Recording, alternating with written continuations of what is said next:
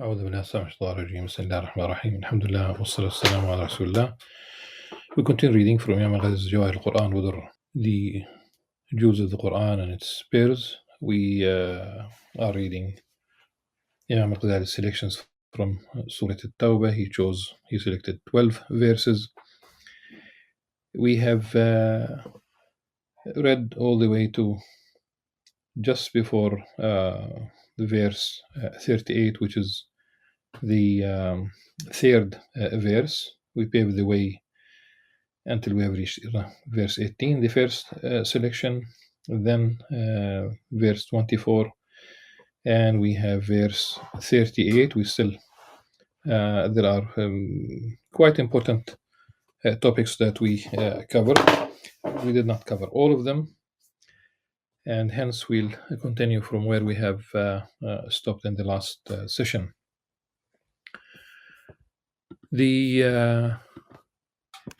Some of the context is obviously this is first and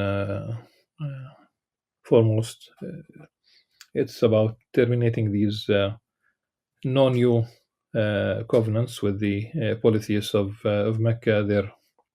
Obviously they did not respect the truce of the Hudaybiyah. They violated that, and we spoke about Hawazin and Thaqif, how they were threatening the Muslims and still waging war, and the Prophet ﷺ mobilized an army of 12,000 people, but people were relying on the number. We compared that to the Battle of Badr, when the ratio of the polytheists was 3-1. So they were outnumbering the Muslims, but nevertheless, victory is in the hands of Allah subhanahu wa ta'ala. Some of the themes that we have covered is Surah or Ayat as-Sayf as it is described, and I think this is usually people who look at this at verse 29, which is أعوذ بالله السميع من الشيطان الرجيم قاتل الذين لا يؤمنون بالله ولا باليوم الآخر ولا يحرمون ما حرم الله ورسوله ولا يدينون دين الحق من الذين أوتوا الكتاب حتى يعطوا الجزية عن يد وهم صاغرون, by those who do not believe in Allah and the last day, nor comply with what Allah and His messengers have forbidden, nor embrace the religion of truth from among those who were given the scripture, the people of the book, Jews and Christians, until they pay the tax, the poll tax, willingly. The tax Muslims pay 2.5% zakah. That's one on cash money. It has to be to reach the zakatable amount at any rate.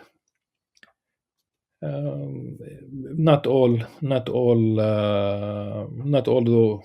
of those who lived under Islamic rule from amongst the people of the book paid the tax. The poor ones were the other way around. They were supported by the Islamic State. This is very clear, and we have Sayyidina Umar al-Khattab establishing that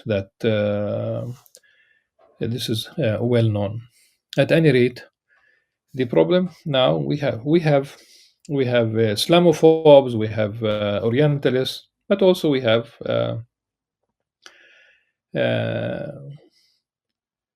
people who try to use this verse as if there is nothing in the Quran except this particular verse.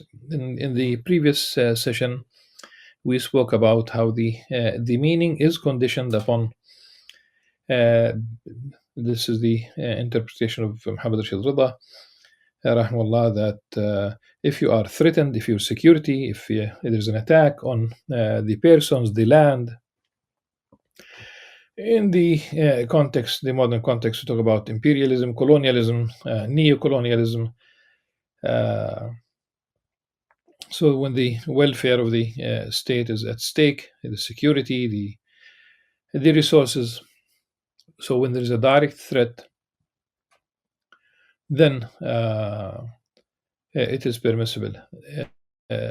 So some Muslims will have a reductionist reading in the sense of they ignore all the other verses. They would claim that it has that this verse abrogated the other verses. This is not the case. For example, if we just simply choose maybe a couple of or few of these verses, the verse that calls on Muslims, for example, to engage the people of the book. The other, if you will, ادعو إلى سبيل ربك بالحكمة والموعظة الحسنة وجادلهم بالتي هي أحسن. Call for to the path of your Lord with wisdom and beautiful method, if you will, and engage them, dialogue with them beautifully.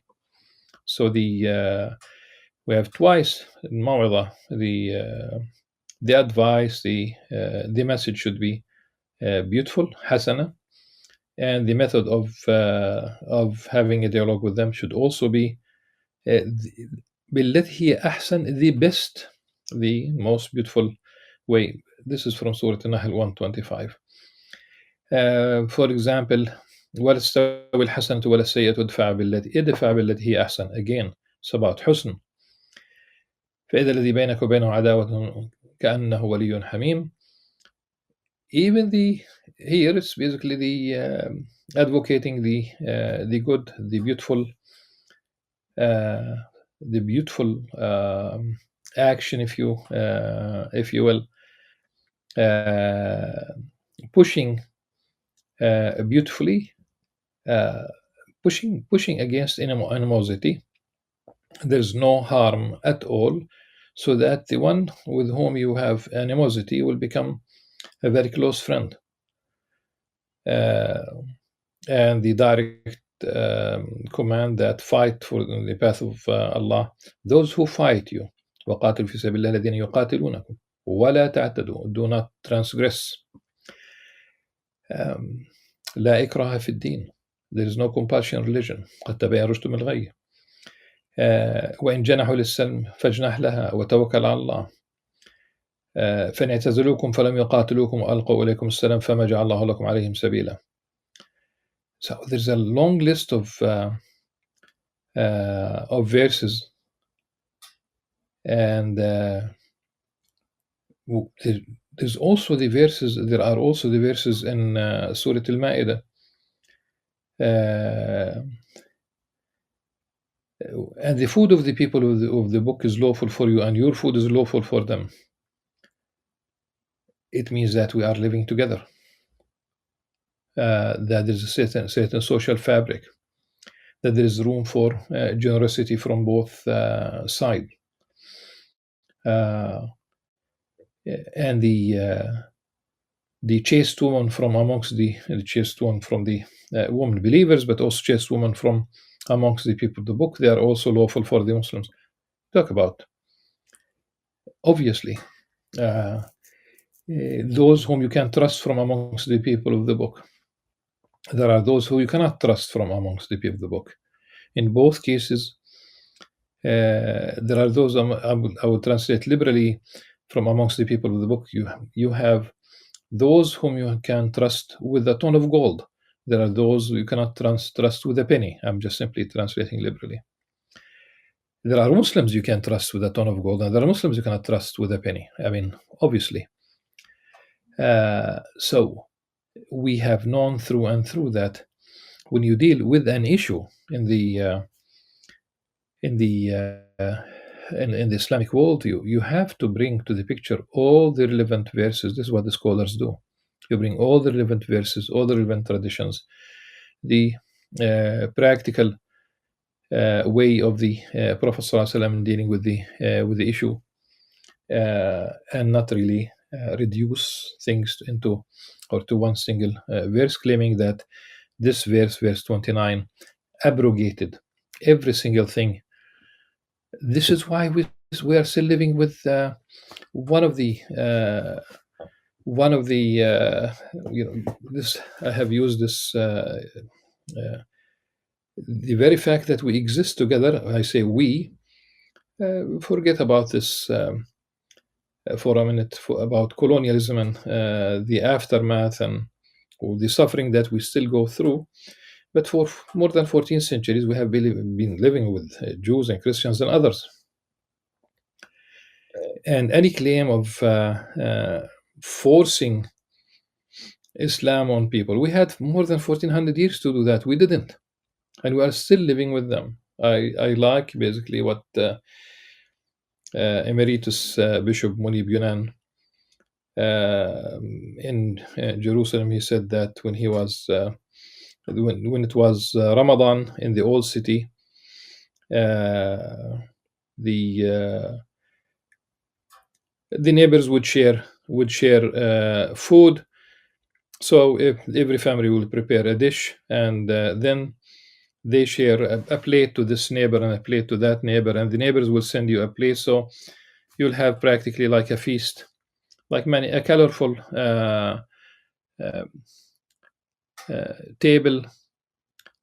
So you prepare one dish, but you'll have many from your neighbors, and that included the Christian families in the old city.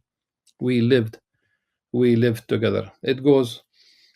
I've said this before, and my mother breastfed our Christian neighbor. This was at the time when I was breastfeeding, so I do have a Christian sister, and this is an Islamic law because we have breastfed together. All so theology, history, the Quran, the Sunnah, all point in the direction of convivencia.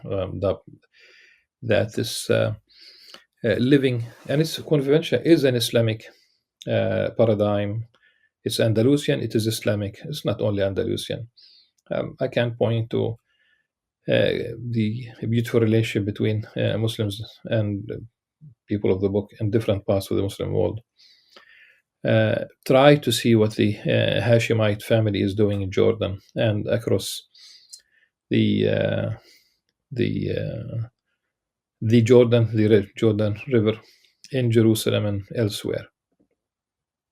Just try to decipher. Just try to see all these things that they do, not only for and along with the local Christian community, but also on international level. So this is why I said there will be a problem with a reductionist reading of verse 29. Definitely, the state will take care of its citizens in this case. And obviously, poor Muslims, they don't give zakah. Poor Christians, Jews do not pay the this tax.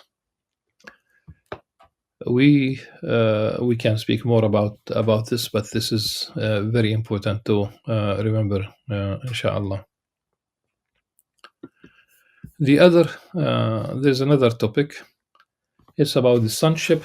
Um, we covered this just briefly, and mostly we speak about the Quran speaks about the Jews claiming that Ezra is the son of God, son of Allah. وقالت اليهود عزير بن الله وقالت النصارى المسيح ابن الله. These are post-revelational constructs. One can say that the idea of being the son of God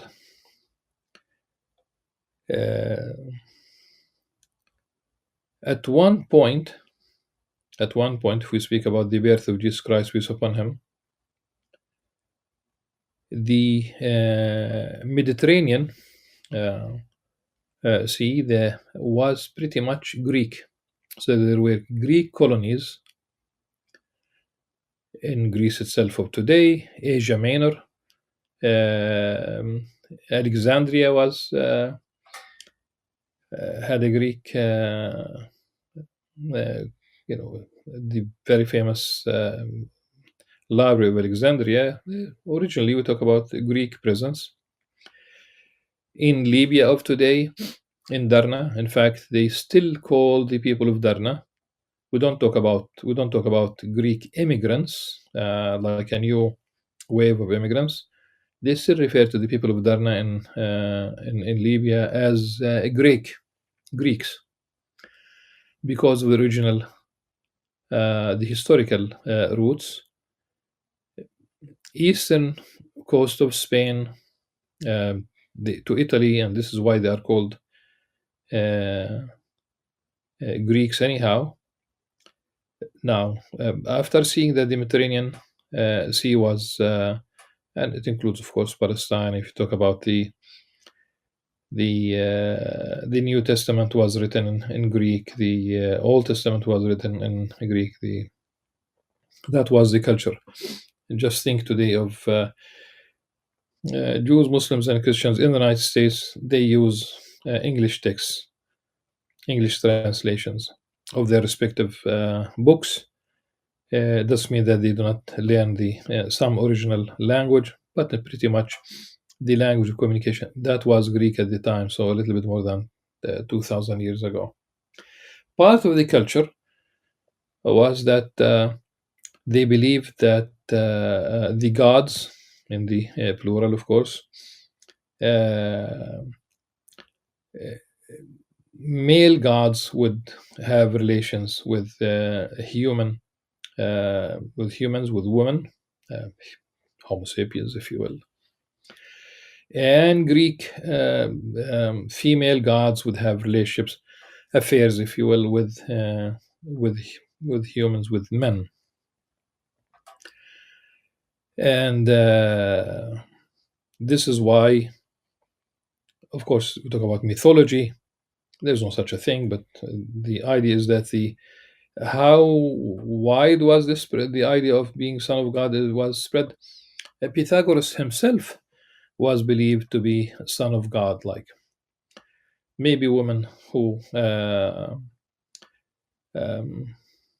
slept around and they got pregnant and there's no husband, and just claim that this is the child, the baby is the son of one of the gods. But culturally, that was widespread. And one might say there's another level of saying that there's a metaphorical, of course,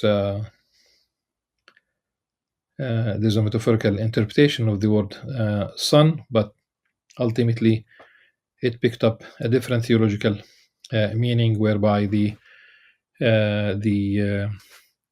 well, there are no direct, of course, references to the Trinity per se, stating that God is the Father, the Son, and the Holy Spirit. The Son became part of this Trinity. He became practically God as well. Hence, the Qur'an basically states the question where Allah subhanahu wa ta'ala asks Jesus Christ upon him, did you ask people to worship you and to take you as God and also your mother? Of course not. But the question is there to deconstruct the whole idea of sonship. The message of Islam in verse 33 is that it's going to be universal. It's going to be, and we are seeing this. We are witness to this. It's spread, and the Prophet ﷺ said that it will spread to all parts of the world. Allah subhanahu wa ta'ala is the one who has sent his messenger with true guidance and the religion of truth, making it prevail over all others, even to the dismay of the polytheists.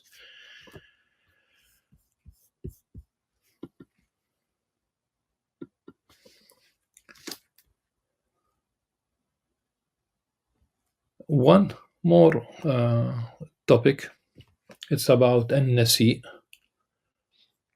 In verses 36 and 37, indeed the number of months ordained by Allah is 12. We talk about the lunar year. إن عدة الشهور عند الله 12 شهرا في كتاب الله يوم خلق السماوات والأرض منها 4 حرم. These 4 months, الأربعة الحرم, the word haram, the etymology of the word haram, it's about the ha ra mim, it's about prohibiting something. So food that is haram, of course, consuming dead meat, pork, as an example. Drink that is haram, drinking, for example, any form of alcohol or blood. If you ask who would do that, just look at documentaries about the Maasai, for example, in Africa, around Kenya and other places. That which is haram is really usually a small portion of something that is haram. So drinks, you can have fruit cocktails without alcohol. All drinks with you cannot even. The number is indefinite, but alcohol is prohibited. Food, you have so many things that you can eat, but المتردي ونطيحة وما أكل السبع. So if it's prey hunted by wild animals, we cannot eat that. If it's pork, we cannot eat that. But it remains in the few. These months, we talk about 3 consecutive months and one that is separated from them. The consecutive months, ذو القعدة ذو الحجة والمحرم. The Rajab is separate, and the reason why they are haram is that you are not supposed to fight in these months. It's prohibited for you to fight in these months. And Nasi, the polytheists used to shift these months so that they could fight, so that they could violate the months. And this is so relocating the sanctity of these months is an increase in disbelief. So they're already in a state of disbelief, and they are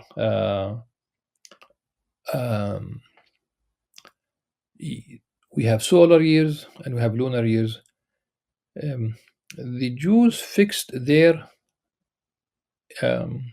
lunar year so that the seasonal feast would remain in the same. So, for example, things that they celebrate during spring would remain during spring, though it should shift about 10 days, 11 days every year. This is why for us the Hajj pilgrimage to Mecca, it shifts every year. It advances, if you will, about 10, 11 days. So over 35 years, it will rotate.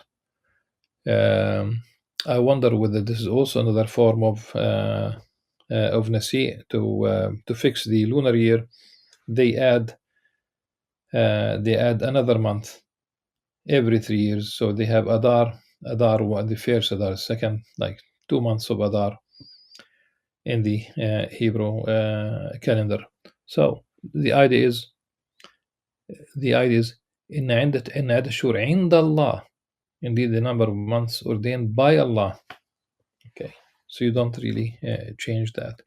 There is a hadith there's a hadith narrated by Bukhari and Muslim that the Prophet ﷺ said, at least at the beginning of the hadith, we can mention that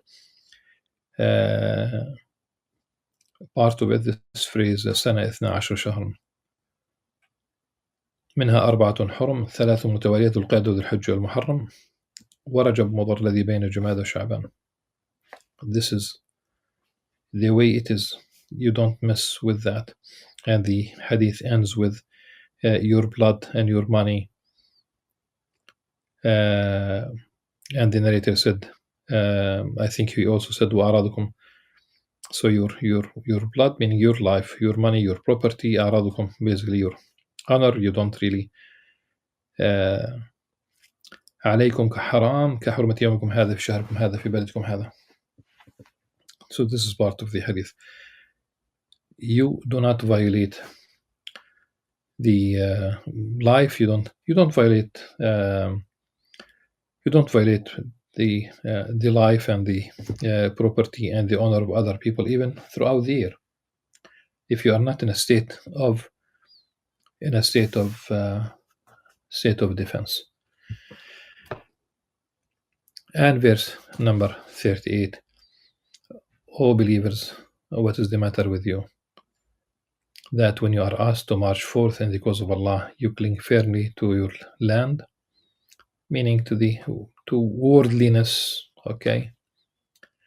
Do you prefer the life of this world over the hereafter?